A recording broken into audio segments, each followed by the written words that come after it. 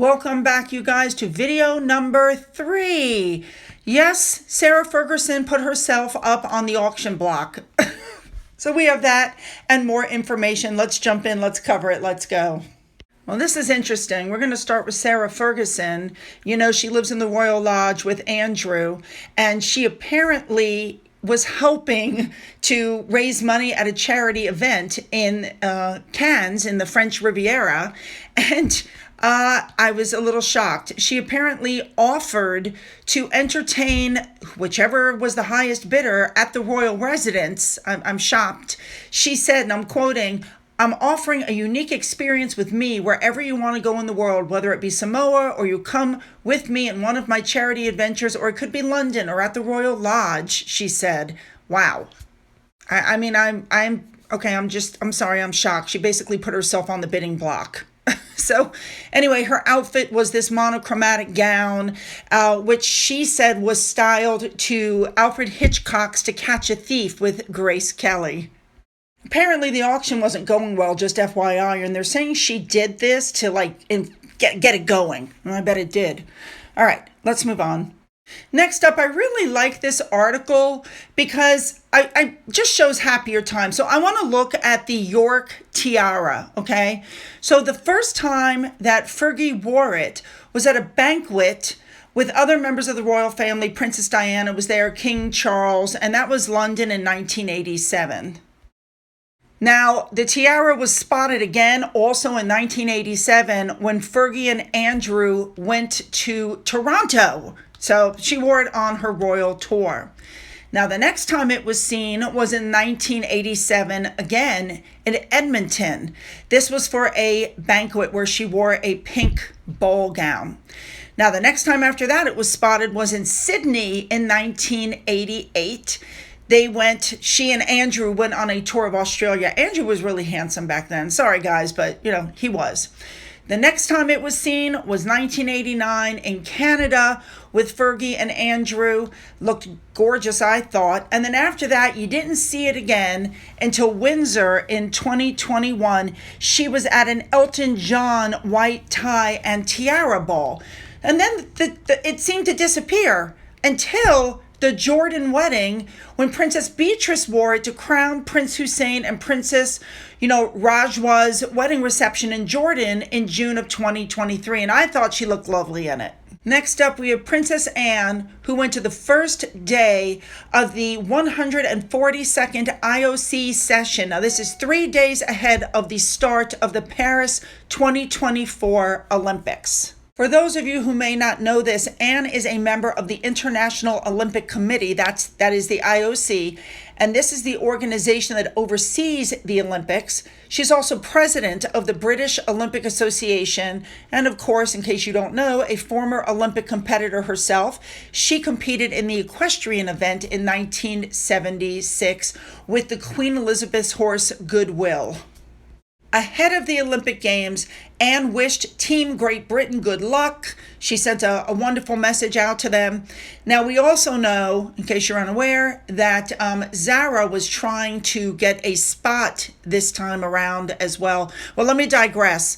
I thought Anne looked much better this time. It's obvious the bruising on her face is going down, and I thought she looked great. And I'm glad she's in Paris. Okay, now let's talk about Zara.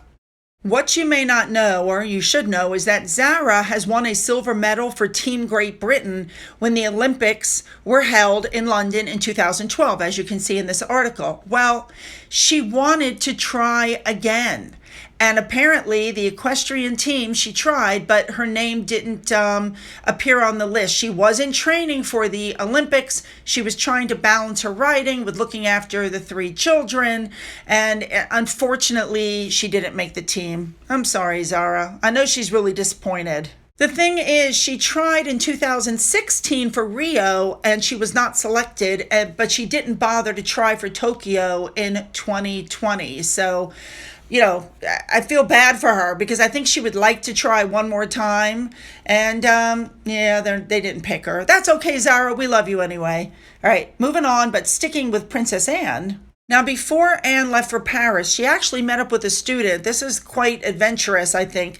The student wants to be the youngest person and the first woman to row unsupported from Europe to South America. She's only 21 years old. She's going to start in Portugal and go to French Guiana, I believe is how you say it. They pointed out that she's going to meet up with sharks, orcas, and pirates. And she's doing this, just FYI, to raise money for Women in Sport, which is a charity to help address gender inequality in sport. So she says she's never seen an ocean rowing boat before, and she also admitted she's terrified, but I'm glad she's doing it. All right, let's move on. All right, let's look at this story. You guys may not know this, but Princess Beatrice is the patron of the British Skin Foundation. Met Year 5 students at St. John's Primary School and St. Mary's Primary School, and she was there to discuss the importance of protecting your skin from sun damage and potential skin cancers later in life. And of course, we know that this is very close to her heart. We haven't forgotten that her mother was recently diagnosed with skin cancer. So Beatrice looked absolutely lovely. She spoke with the students at an assembly about the importance of UV protection, protect your skin. Now, this is where the story gets interesting because there are rumors that King Charles realizes that his slimmed down monarchy there's a problem. And so he's heavily relying on Princess Anne and on Edward and Sophie. So apparently he's looking at Beatrice and he would like her to become a working royal. And they're saying that she has been desperate for her chance to shine. The problem is she's married with a small child and she can't have the half in, half out because that would be unfair because that's what Meghan and Harry wanted. The problem is, or the difference is, Harry and Meghan were trying to monetize their titles. They were trying to make money off the titles while working for the royal family. That is not what Beatrice is doing. So there is some discussion that he may bring her in.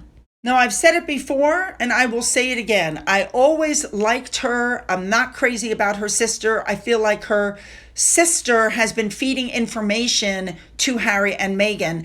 And I feel like the two of them were recently given a choice, and they had to choose one side or the other. And I think they've chosen the royal family. All right, moving on. Let's talk about King Charles. He got the governor of Queensland at the Sandringham estate for a visit. Her name is Jeanette Young.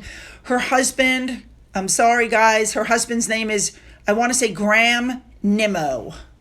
I have to say, I love that room. I love the tapestries hanging, and I absolutely adore the woodwork on the walls.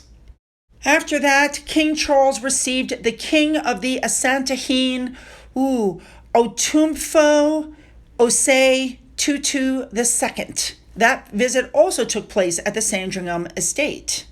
Thank you to Sarah's Secret on Twitter for this. Do you see the painting over the shoulder on the left?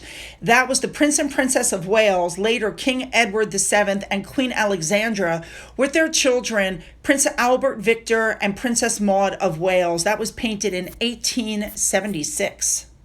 All right, you guys, you know what to do. Hit the like and the subscribe button. Don't forget to go down into the description box and find the links to my Twitter, my Gettr, my Rumble, my email, my Patreon, which is right now on pause, my Amazon wish list. There's a physical address and email address. If anybody has donated to my coffee fund, thank you so much. And as always, you guys, have a great day.